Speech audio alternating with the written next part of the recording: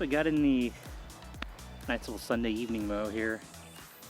It's still pretty hot, going on 5 weeks of really high temperatures, but as you can see, I've got a couple of problem areas in the lawn. One thing that really kind of confuses me is that I've got some healthy leaf blades here that are kind of mixed in with this dead organic material, and they're not really showing any signs of disease or anything. I'll kind of show it up close. Pretty healthy looking grass overall, so I've kind of been perplexed by what's going on. I think really what happened is that I leveled, came in and brought in some soil and a little bit of sand and leveled off a couple areas in this front yard that had really low-lying areas and dips in them. And I used a different seed. I used a seed from Lesco, and I just don't think that it's as drought tolerant or really overall just as quality of a seed as what I've been using. Everything else is a seed that's by the Jacqueline Seed Company. It's called Jaguar 4G. It's a really popular seed around this area where I live. So everything else for the most part looks really, really well, not showing hardly any signs of stress.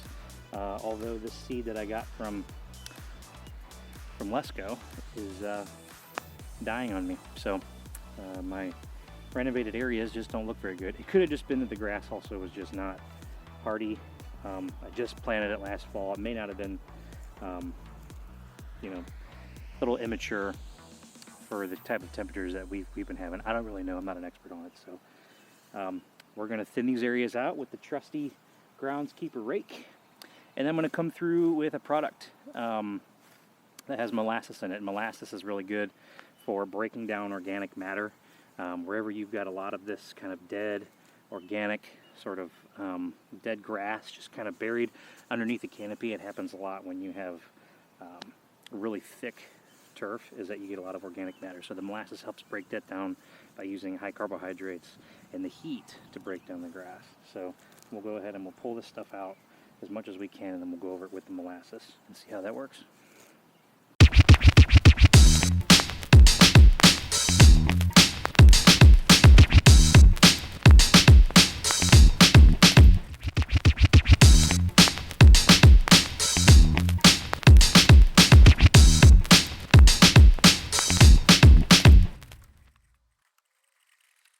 So I also put down my last application of X-Green for the season, which is kind of a bittersweet day for me because I love the X-Green.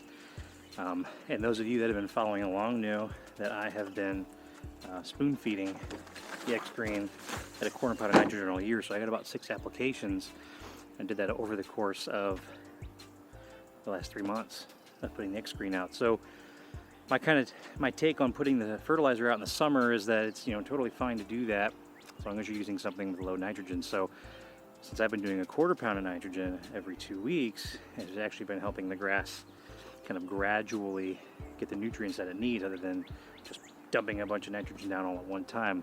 Another thing you get from the X-Green too is you also get the peptides, and it also has a lot of potash in it as well. Potash is good for summer stress recovery, so I think a lot of that has kind of been part of the reason that the grass looks so good at this point in time. So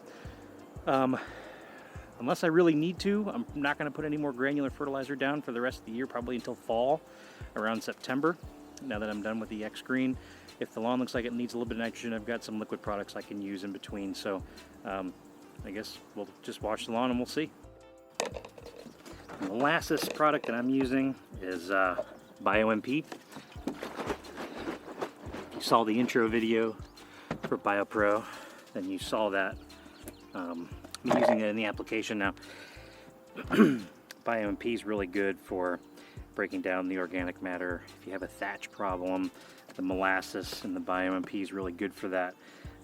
So with it being really hot, I'm going to go ahead and run this at the high rate. And they say you can run it at 15 ounces per 1,000 square feet. I'm going to go ahead and do that. I'm going to run it at 15 pounds per 1,000 in the backpack sprayer. And I'm also going to hit it with a little bit of humic acid. So this will also be with the Enviroplex from BioPro as well. It's a 22% humic acid. I'm going to run this at the high rate too, just because it'll help chelate the X-Green that I put out on the lawn before we started playing around with the liquids. So let's go ahead and get this stuff in the backpack sprayer and get it applied. One thing I also, I've read from a couple turf studies that using molasses on your lawn, molasses is really high in carbohydrates, and that's really good for the photosynthesis in the turf. So you actually get a little bit of a color response from the molasses. So it's not really just for the benefit of the soil, but the turf actually will show you a visual response from the application too. So let's document that and see what happens.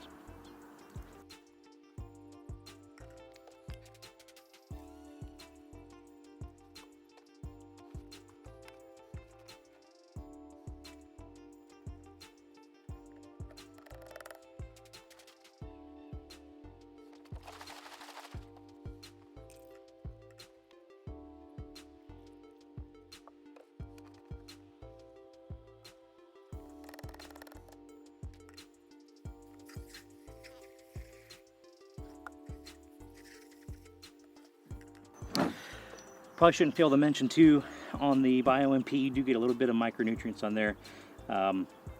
It's a really small amount of urea on the NP and K. There's a little bit of urea in there. There's a little bit of potash. Very small amount of iron, manganese, and zinc as well.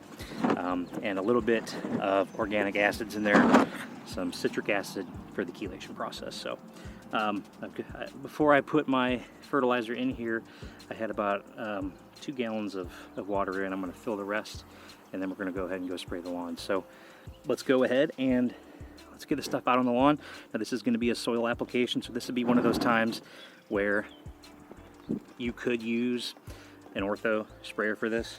I like to use this attachment on my sprayer, and I'm actually surprised at how many questions I get about this.